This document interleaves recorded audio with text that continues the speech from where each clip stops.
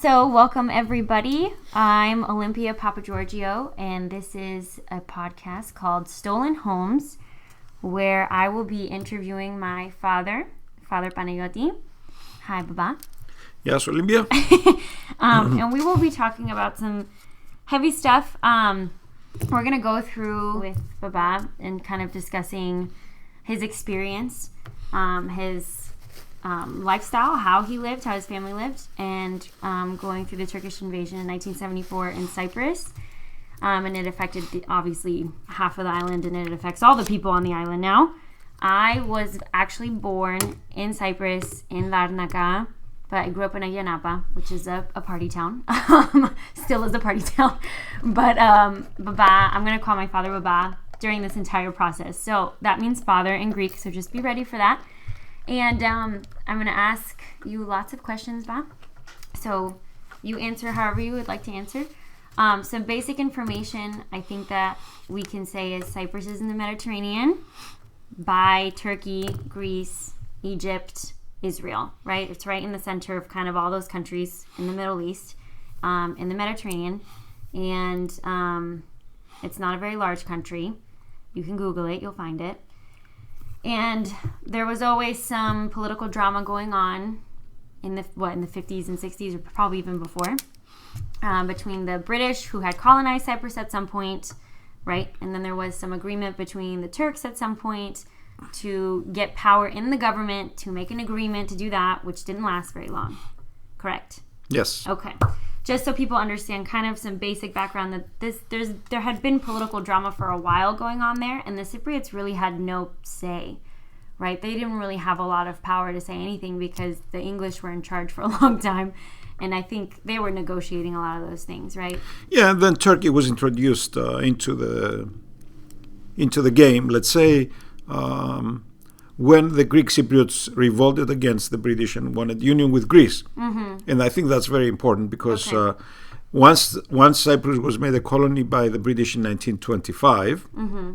in order to punish Turkey for allying themselves with the Germans in the First World War, then the Cypriots began asking the British to allow them to unite themselves to Greece, and of course the British didn't want to do that.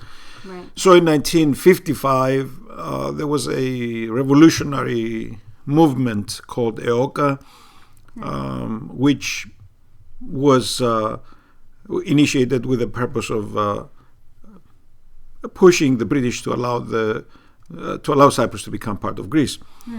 Of course, the British didn't want to do that, and that's when they brought Turkey into play. They brought Turkey around the table, the negotiating table, and gave Turkey a chance to gain an advantage in Cyprus, which they didn't have before because the British were in control. Right.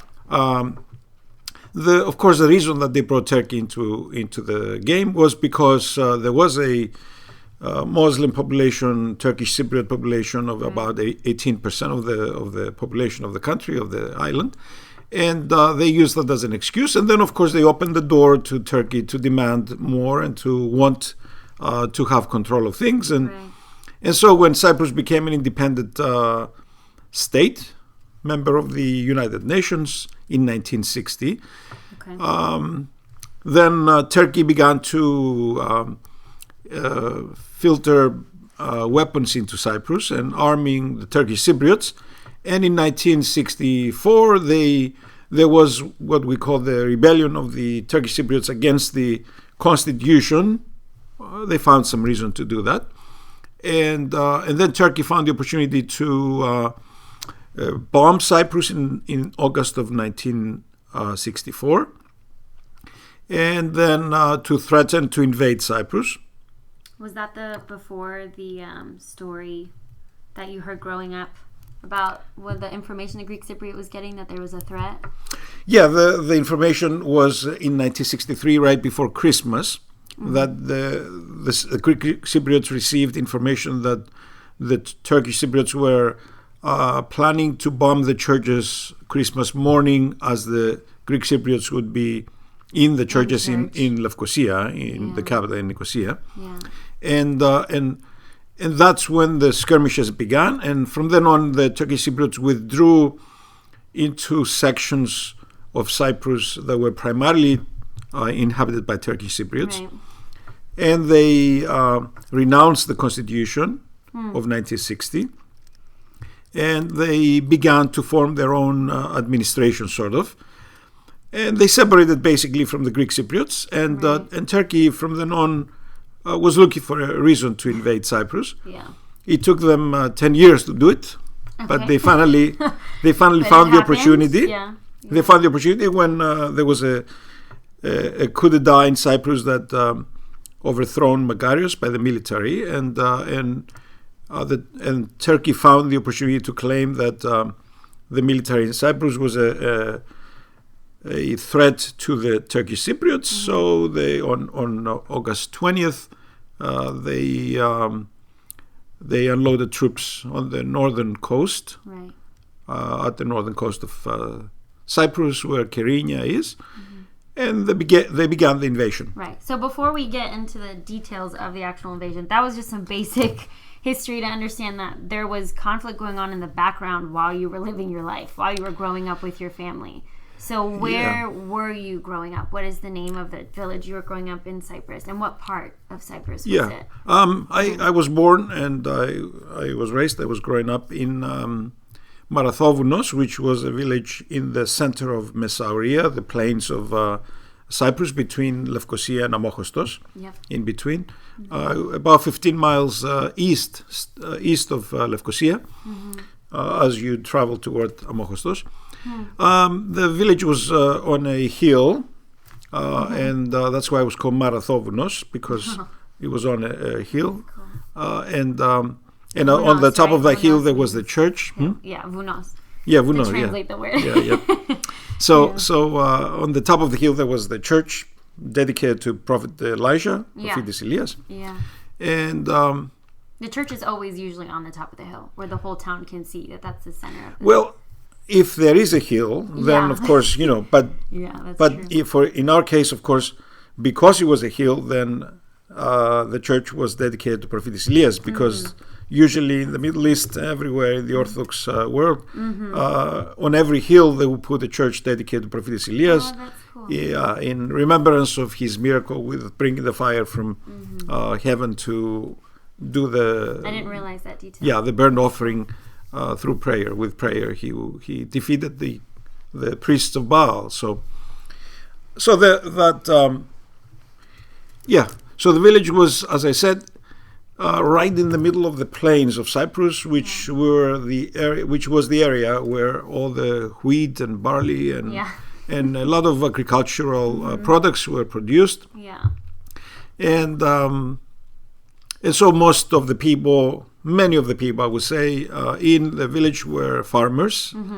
They didn't have extensive farms, but everybody had whatever they could, and they planted and they harvested and they sold, and they also had animals. So they they had livestock. So Yaya Bapu, which is grandmother and grandfather, my grandmother and grandfather, so his parents. Let's say on a daily basis, what was the schedule? First of all, it was very hot outside, I'm assuming. In the summer it was hot. In the winter it was very pleasant. In the 70s? But it would get... or a little cooler than that? A little cooler than that, but that's nice. Sometimes it would get quite low, but most of the time it was very comfortable temperatures in the winter. The summers were pretty hot, but dry heat. Yeah, not so as it was bad more, as like Florida or something, where it's muggy. Not as bad as the coastal areas, which get a lot of moisture. But the temperatures would go quite high in the summertime. And it was, growing up, it was very dusty because, there was very little water. The water to drink was brought from very far away. Yeah, how old were you when you had running water? Like when you ended up having running water? I think I was probably 13 years old or even 14 years old. I mean, we didn't have running water in the house until I was about 12, 13. Wow. And I remember when electricity was installed in Cyprus, in the village at least. I remember electricity. I think I was probably 7 when electricity was installed, maybe 6 or 7. Yeah. It was 63, 64. It was that period when the skirmishes with the Turkish Cypriots began. That's when you got electricity. Yeah, I remember when they dug holes on the side of the street, and they put these poles and they put the wires up. And I remember them coming and installing the That's so cool. the electricity system So in did the you house. use candlelight before you had electricity? What did you use? Yeah, we used candles, and we also used the lamps with the kerosene. Yes. Yeah, a lot of that was kerosene lamps were the most common way. Yeah. But I remember. I mean, it was a time that there was no TV. We had no TV before that, Right. and we never really owned a TV because there was only one channel, and it was like in the evenings. Yeah. So we went to the cafeneo, to the youth cafeneo, to the youth Cafe. club Yeah, youth club. to watch TV if we wanted to. We were not really interested into it too much, I was like gonna say today. you're probably too busy doing other things around the house than to worry about watching TV all the time. Yeah, we did things around the house. It was like a farming family, and and we had livestock, and we took care of the animals, and we helped our parents, especially in the summertime. We did a lot of farming work. In the winter, not so much because we're in school for most of the time, starting in September. But we also came back home from school, and we would do work to help out. Yeah, and you have an older brother, so you're the middle of four kids, right? Yeah, I'm the second in the line. Just to make sure we got of all the the four. family members there. Yeah. My two brothers are, the one is older, the One's other older. younger, and my sister is the So youngest. you're basically in the middle. I'm the second in line. Yeah. So everybody had their work, especially the two oldest, because we were ahead, and we had to do all kinds of chores, and it was really a very comfortable life, and we had everything we needed. There was we had no needs, but it was a very agrarian kind of living and very simple life. Yeah. And I would say that our carbon footprint was zero Like nothing. Right, compared to what we do now. compared to in the how States. we live today, and how much waste and how much we throw away and how much trash we How create. many people do you think lived in Marathovenos when you were there? I think it was around 2,000, maybe a little more than that. Okay. Probably when we left, we were about 2,500 maybe. And your Bapu, which is your grandfather, he was the priest of. Yes, he was the priest until about 1968 maybe, or 69, when he retired. Basically, we had a new priest, but he would go and serve and help until the time that he passed away, which was in 1971, I think. So he was the priest, and I grew up with him, being in the same house as we were. We had different spaces, like he had his own space, his own house, but the backyard was all joined. So we're always with him. To each other. We're connected. We ate together. He had his own privacy, and he would withdraw and be quiet and have time by himself. But we saw him every day, and we spent time with him, and we went to church with him. And my earliest memory actually of him is, and one of my earliest memories in my life are holding his hand, holding me by by the hand, and taking me to church on a Sunday morning when I was about 6 years old. We were arriving in the dark because the services there begin very early. And we arrive at the church, this huge, beautiful church. And he will pull out this huge key, and he will open these huge doors, and we will walk in, and it was dark, and we would light the first candle. Probably and smelled like incense, and it was like it was and it was a beautiful setting in the sense of peace, and then other people will come, and he will start the service. And by the time I was 8, I was able to read the Psalms and help out in chanting, and it was very beautiful. I have very, very fond memories of those early years. And not minding waking up that early either. Oh yeah, I loved it actually. I love how that was a unique way of. It was the unique way of starting your day and then going through the liturgy and it was amazing. It was really beautiful. I have very fond memories of that. Yeah. So you knew a lot of the people of the town. Like, this was a very close-knit village, even though it was 2,000 people. Would you say that these people were really close? Like, those people who lived in Marathovno? Yeah, I think I knew a lot of people. I still remember many of them, even after 43 years, but not all of them anymore. Yeah. But I knew, I could recognize people, especially as I was growing up. I could find out where they lived, and I knew their children when we went to school together. Yeah. And, 2,000 people community is not too big. So eventually you can basically know everybody and know the families and know the... And we, the village at that time was like a big family where people shared together a lot of things. Like, for example, everybody was invited to every wedding. Okay? Yeah. Everybody, okay? People would just go out and give invitations to every single wedding. household for every single wedding. Nobody would be left out. And we went to every single wedding. Okay? It was like a celebration for the whole village. Yeah. They cooked tremendous amounts of food and very tasty food. And it was like people were outdoing each other, It was like a wonderful thing to do. And it was all outside. Yeah. It was all outside, and usually outside the home of the new couple. And usually it was a new home, and because they tried to start the families with a new home. Right.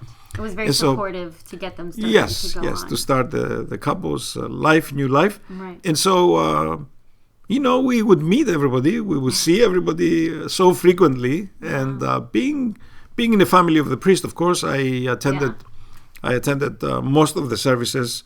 So I met many people in church, and then, as I said, the younger people in school. Mm-hmm. It was a close-knit community and very connected with each other. Right. So through that time that you were there, when you were 13 years old, I'm assuming you were still there in Marathovno. You were still living there at 13? Of course, 13 years old. I was in 1969, I think. So it was a few years before the invasion. Yeah. So the first time you met a Turkish Cypriot, was that when you met your one friend Mehmet, or was that the first time you met a Turkish Cypriot? Yes. Yeah. Yes, we had since 1964, of course. Let me back up a little bit. Marathovnos did not have any Turkish Cypriots. Yeah. So there was no encounter, there was no blending with the Turkish Cypriots. Other villages had. Even after 1964, there were many villages of Cyprus that had the Turkish Cypriot community. And usually those villages, the Turkish Cypriots and Greek Cypriots interacted a lot. And it was okay. Yes, and they were very peaceful. It was very peaceful. So there were very rare cases where people got at each other's throat, so to speak. Right. But almost everywhere was very peaceful. And as I said, in 1964, the more aggressive Turkish Cypriots, they withdrew into their cantons. Right. And we were not allowed to enter there, and they were separating themselves. Right. And so you had no interaction with them? Yeah, we had no interaction. The interaction we had with the nearby Turkish village was not good, and there was animosity in that. Jados was called the village, the Turkish village. Yeah. And that came into play once the 1974 invasion started. Which was later. Yeah. But in spite of the fact that there was no interaction, in 1969, when I went to what it would be middle school and then high school, I went to a private school in Lefkosia called the English School Nicosia, which for the first time since 1964, the administration of the school had managed to bring back the Turkish Cypriots as a group so that they can be part of the school. Okay. It was an English school, so before 1964, it had both Greek Cypriots and Turkish Cypriots. After 1964, the Turkish Cypriots withdrew, and so we didn't have any students from the Turkish Cypriot community. Gotcha. In 1969, they made an arrangement, and they managed to agree so that a bus of Turkish Cypriot kids will come into Lefkosia, and they will come to the English school and be part and the students will be allowed to be part of that community. So it was the first time in my life that I saw Turkish Cypriots. Yeah. They didn't look very different from us. I was going to ask you, did they look like you? They were kids like us. Yeah. And the first year we didn't mix very much because we're all learning English and we couldn't communicate. Right. Not many of them could speak Greek and none of us could speak English. None of us Turkish. Yeah. But we were all learning English. So the second year they mixed us up. So every class had to have some Turkish Cypriot kids. Okay. And I kind of found this connection with this boy called Mehmet. And we were classmates and we sat together in every class. Okay. He was your buddy. For the next 4 years, we sat together in every class. So he was my Turkish Cypriot buddy, and we cared for each other, and we talked about the conflict as well a little bit. Okay. Yes, we did, and I remember one time that we kind of said to each other, hey, Mehmet, I don't remember if he started it or I started it. Yeah. What are we going to do if there is a war between the Turkish At 13, you were having this conversation. Probably at 14 or 15, but it was before the invasion. So, and we looked at each other and said, I said to him, if you see me from the other side and you have a gun, would you shoot at me? And he says to me, would you shoot at me? Oh my God. So we kind of left it there, and I said, I don't think I can do that.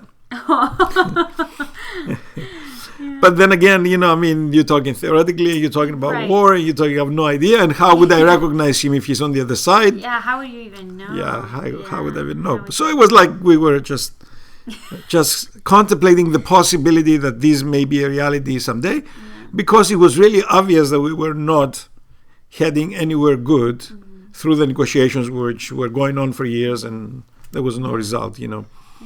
So were there any issues within school?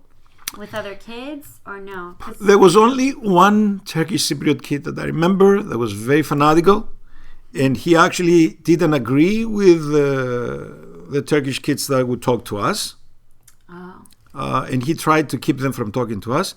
But Mehmet was very kind and he was very good, and I was very kind to him. Right. And he invited me to actually visit the Turkish side of Lefkosia at the time, which was forbidden for us to enter. But he says, don't worry, I'll bring my car. My father will drive our car, and they will let us come into the Greek section of Lefkosia. Yeah. And on the way back, we will take you with us. And the Turkish Cypriots will not stop you because you're going to be with us. Oh my gosh. Okay. I would have been terrified. And because I was interested in photography and I was part of the photographic society, his father was a photographer and he had a photo studio in the Turkish side of Kosia. So he says, I want you to come and see my father's photography studio. And oh my gosh.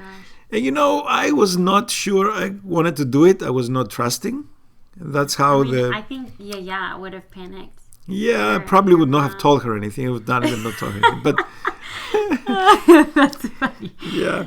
Anyway, so we never did it. Okay. But he was inviting me, and he was very genuine, and he was a good kid, very good kid. And I wonder where he's. I know, from time to time, and I never forgot his name. Yeah. Because he was such a good kid, and we were such close for 4 years. Yeah. And we spent time, even in during the breaks, we spent time together. It was like not only in the classroom, but outside of the classroom. And we spent so much time together. It was really very good. And your parents didn't have a problem with that, and his parents didn't have a problem with that. There was no. No, really, there was no nobody. About that. Yeah. There was no animosity. There was no. Nothing. Yeah. It's and for me it was really wonderful because I got the chance to talk to a Turkish Cypriot kid, every day. It was like, wow, me. Yeah. Unfortunately, you guys are on that side and we're on this side, but Right. Anyway. But you understood though, you're still a kid at 13, 14, but you understood then that there's a problem. Like absolutely, there is a problem. Yeah, and we it had knew been there was a going problem. on for a long time. Yeah. And you had explained before that there was the first bombing, let's say the first attack was in 64. That's correct. In August of 64, we had the first bombing of Cyprus by Turkey, the western part of Cyprus, right. Illyria was the area, mm-hmm. And there was mistrust. And then in 1967, there were more clashes, which resulted in a lot of people dying, including a lot of Turkish Cypriots. Yeah, because the Turkish government also hurt their Turkish Cypriots that were in Cyprus. They also hurt them. It wasn't like they came in and the only target was Cypriots. They ended up also hurting. Well, not in 1964 or 1967. No, but later on. But anyway, but the atmosphere was not a trusting one. Yeah. Because the politicians were always, talking about. They were talking to each other supposedly, but they were not reaching any agreements. There was no possibility of finding a solution. Yeah. And Turkey was in the background supplying weapons to the Turkish Cypriots, and the fanatics usually win in these cases. So the fanatics were ruling the Turkish community, the Turkish Cypriot community, and they were basically the pawns of the Turkish government, the ones who were ruling, and the leadership of the Turkish Cypriot community were basically the pawns of the Turkish government, implementing Turkish policies that were from 1957, when Turkey came into play with regard to sitting around the table and negotiating. Their plan, we know that their plan since that time was to take a part of Cyprus. Right. Okay, so that was known from the beginning. We knew that. Yeah, we knew. Did you think that was actually going to happen while you guys were younger? You talked about it theoretically, but did you actually think that was something that was? Going to happen? As I remember, as I'm talking at that time as a child, my kind of idealistic world was that Greece would come to our rescue. Oh, interesting. Okay. Yeah. Unfortunately, Greece. Well, fortunately, to start with, they brought a lot of troops after 1964, some 10,000 troops. But they withdrew everything in 1967, including a regiment of tanks and all kinds of different weapons, which were more up to date, that could have stopped an invasion of Turkey. So when they withdrew that, later I understood that because they withdrew that, they were not really going to help us because they couldn't come to our rescue. Right. In 1974, it was very hard for them to come to our rescue because there were no troops and no weapons that could stop a Turkish invasion or an advancement of Turkish tanks or whatever. There was nothing. Cyprus was basically naked, waiting to be invaded by a superpower. Because of the was that when the arms embargo was placed on Cyprus? Well, actually, there was no arms embargo placed on Cyprus, but the Constitution of 1960 forbade Cyprus having its own army. Oh, I see. Okay. So that comes way before what I was thinking. That's correct. And the other thing is that the Constitution gave the right to the British to have bases. So the British were still there. They have. And they're still there now. Yeah. But they were there then, is what I'm saying. Yeah. And even the Americans were present, actually, in 1974 in the base of Limassol, the Akrotiri base. Okay. They had the U-2s at the time, which were spying over the Middle East and trying to enforce the agreements between everybody in the Middle East. And they had the unmanned reconnaissance planes hidden in the underground airports they have in Akrotiri. Oh, wow. So the British allowed them to use those to monitor the Middle East. So there was British presence, there was American presence, and there was Turkish presence through the agreement of 1960, and Greek presence through the same agreement, but a limited number of soldiers, 1,000 Turkish soldiers and 1,000 Greek soldiers with limited amounts of weapons. So there was a presence of Turkey and there was a presence of Greece. And of course, the biggest presence was Britain. So Britain could have stopped Turkey from invading Cyprus, but they didn't do anything to do it. The Greek regiment that we had, 1,000 soldiers, could not do anything. But the 10,000 soldiers that they brought in secretly into Cyprus after 1964, that could have helped because they were fully armed to the T of the modern technology of that, whatever that was. What that time was, yeah. Yeah, and they would have been able to resist the invasion by Turkey. But those were withdrawn in 1967 after the skirmishes between the Greek Cypriots, Turkish Cypriots, and the complaint of Turkey to the United Nations and the junta in Greece, the Greek government, which was a military government at the time. They found themselves in a difficult situation, and they pulled out the troops and left Cyprus basically unprotected with regard to Turkish. Vulnerable, yeah, with regard to Turkey, because nobody trusted Turkey, but then there was nobody to protect us. Right. The British were not. Yeah, the British were not willing to do anything, or maybe they wanted to give a part of Cyprus to Turkey. So that just adds. That's another story. Stuff there. Yeah. So did going back to when you were younger, with Yaya and Bapu, did they speak to you about what was going on with Turkey and Cyprus in Britain? Did you guys ever talk about those things in the house, or was that just not a conversation in the house? Oh, it was a conversation. Was Yaya scared? The people were not scared. They never imagined that this would have ever happened. Yeah. Because I think that there was a general feeling that Turkey will not dare do this because the British will protect us, or Greece will protect us, or something like that. How will we help? How can they allow them to do such a thing, which is so unfair? Right, So that's the understanding, and that's how I thought about it. Yeah. And even when I saw the Turkish tanks coming, people around us were saying, "Oh, they're Greek tanks. They came to help us." Mm-hmm. Well, it was illogical to be Greek tanks. Right, but anything to keep your psyche sane. Yes. Anything to keep you. Or when we saw planes flying over us, we said, "Oh, it must be the Greek planes." The hope of somebody's coming to help us.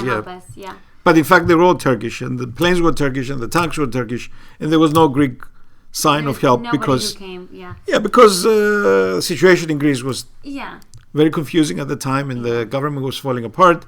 And then that's another story. Okay, so let's circle back. If you remember, I'm assuming you were at least 16 or 17 in 74, right? I was 17, yeah. I had just turned 17 in May. Okay, so explain, if you remember, the day before or a couple days before, the night before, just those days right before the one day where you were like, oh, this is actually happening. Do you remember any of the events? How you felt? Well, the one event that went on for 5 days was the overthrow of the government of Makarios, who was the president at the time. Archbishop Makarios, who was also president. Of Cyprus, yeah. Yes, and the military overthrew, which was instigated by the government of Greece, the military government of Greece. Mm-hmm. And that's one of the things that gave an opportunity to Turkey to invade. So there were other factors involved, but that was the main excuse for Turkey to invade, because they said the Turkish Cypriots are endangered by this. And anyway, so those were tough days leading up to this, and there was talk about the possibility of Turkey invading. So we heard that, but it wasn't until. So the coup d'etat started on Monday morning, the 15th of July of 1974. Okay. And by Friday afternoon, there was strong indication and talk that Turkey might invade. Okay. Still, people didn't believe that it would happen, but there was a lot of talk. So that night, Friday night, the 19th of July. The Cyprus government began calling in people into the National Guard, which was established after 1964 as the official army of Cyprus, because, as I said, they were not allowed to have an army, but they created the National Guard, which, according to the constitution, they could have.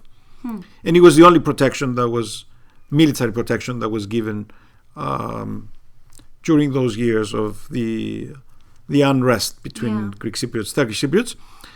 And so what the Cyprus government did at that point, on the 19th in the evening, I remember in the late evening or early evening, I don't remember exactly when, they called in the reserves. They called in all the previous generations of soldiers that had gone through training. And they asked them to report to the stations where they were supposed to. And that's when we started kind of understanding that this was a really difficult time. Right. And that was the time that, Turkey had moved its ships off the coast of Turkey and started moving them towards Cyprus. Yeah. Okay, and but apparently they claimed that they were military maneuvers, and there was confusion on our side as to what it was. So was that on the radio? Like you guys were listening on the radio, the information? Most of this I found out later, but okay. but on the radio it only called the reserves to come in. Interesting. And there was no talk of the movements Really? of the Turkish. So you really didn't know, seriously? No, we didn't know until the morning. The morning we woke up very early, like 6 o'clock. What day was that? You remember the date? The 20th, yeah. It was a Saturday morning. Of It was the July. feast, July. Yeah. The 20th of July, the feast of Prophetess Elias, which was the yes. feast of our church. Yes.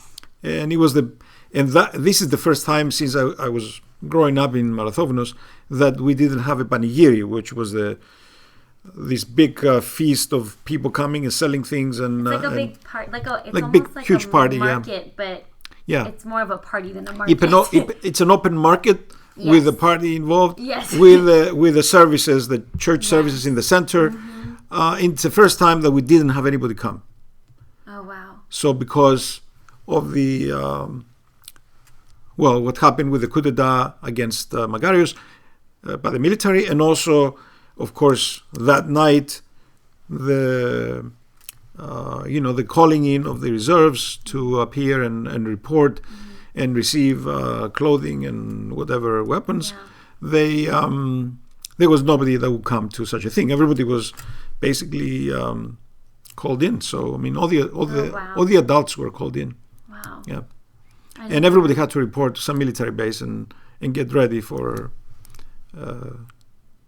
a possible attack. Okay. So your Bapu, the priest of the village, he knew that people were probably not going to come to church that day.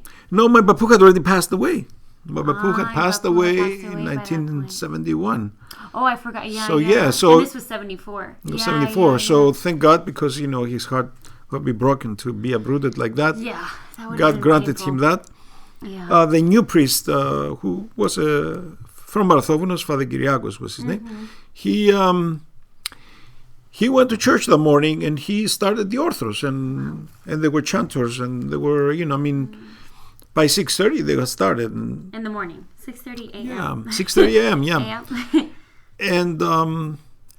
and when I woke up and I came outside and I saw the Turkish planes coming in the north of the village and dropping things into that Turkish sector, which was one of the cantons controlled by the Turkish Cypriots, and they were dropping probably weapons, food, I don't know exactly what. So I knew that something wasn't right immediately. Right. Mm-hmm. And then we turned the radios on, and the radios announced that Turkey was unloading troops in Kyrenia, on the northern coast. So I went to the Cafenio, the youth club the youth cafe that we used to go to, and there were some adults, and somebody said to me, go to the church and tell Father Kyriakos to interrupt because we're afraid that they may begin to bomb us. And so I ran to the church, and they were in the Orthros still. They had not started the liturgy, and I think about the second part, the 2/3 along the way of the Orthros, which is the morning service before the liturgy, and Right, very early. matins called in English. Yeah. And I went inside the Holy of Holies, and I talked to Father Kyriakos, and I said, Father, the Turks are coming. Right. So I've been asked to tell you to interrupt for the safety of the people, because if they hit anything, they will probably hit the church first, and we don't want people to be hurt. Yeah. And yes, and Father Kyriakos actually just told everybody and sent everybody home. And that was very difficult. That was very difficult for me. I will never get out of my mind that I interrupted the liturgy on Prophetis Elias's I know it's day. the feast day of the village. Yeah, I think that's what's so the crazy. feast day of the village. And I feel like they knew that. They may have known that. But, so, we're going to stop there because we're going to continue this in the second episode to talk about kind of the rest of the week. Yes. But it's a good place to stop because that's where you stop the service. So we're going to stop this episode. And we'll continue talking about it. But thanks for answering all my questions on the first part of the episode. Of course. This is... And it's tough. This is hard stuff for us to talk about. I usually cry every time. So I'm going to try not to. I have never really gone into the details of this. It's kind of painful when you talk about this. Every time it's painful. I have an easier time now talking about it than I did 10 or 15 or 20 years ago. It's already 45 years later. I know it's hard to talk about. But it's good. It's also good to talk about it, and you've always been pretty open. So it's good because not everybody wants to discuss it. So it's good that we talk about it, and people know what's going on. But it's good. It's good. It's good for you to know the story. Yeah, I need to know the story. Growing up there too, we need to know the story. We learned it when we were there, but it's good to talk about it too. And anybody who's interested, not everybody will be interested in my life story and my experience of the invasion of Cyprus. But if anybody is interested and they want to hear it, it would be good for them to be able to find it and listen to it. Listen to it. Just because this stuff happens. Because we see war all the time, and we see refugees running off and trying to find a place for themselves and. And you wonder, what that is like. Well, I went through the whole thing. So, and we were refugees in our own country, and that was very difficult too because, it's we were never recognized as refugees by the UN or the United States or England or anybody else in your own country. Because we're in our country. So we didn't have the rights of refugees. Right. We never received any assistance by anybody in the sense of if you wanted to move out, we didn't have a place, we didn't have a home. In the end, our land was taken. We were back to owning zero of anything. Well, literally starting over again, but then not having the rights to support you. But to not start have, over yeah, again. but right. Yeah, but you don't have the full rights of refugees, so you can say some country would take me so that they can give me a little bit of help to start over. Yeah, that wasn't there. So it was very hard for my parents, especially because they've worked all their lives to accumulate land primarily, and land was the first thing that was lost. Yeah, of course. Yeah, if they had put aside money, maybe the money would not have been lost, but they accumulated land.